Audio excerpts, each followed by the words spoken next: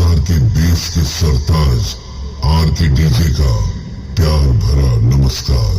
और इसी के साथ यहाँ पर उपस्थित सभी लोगों को सूचित किया जाता है कि कृपया सावधान हो जाए, क्योंकि होने जा रहा है अब बेस का महातांडव।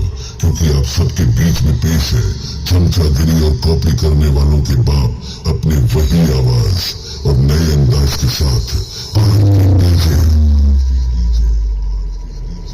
तो चलिए शुरू करते हैं विरोधियों की ठुकाई।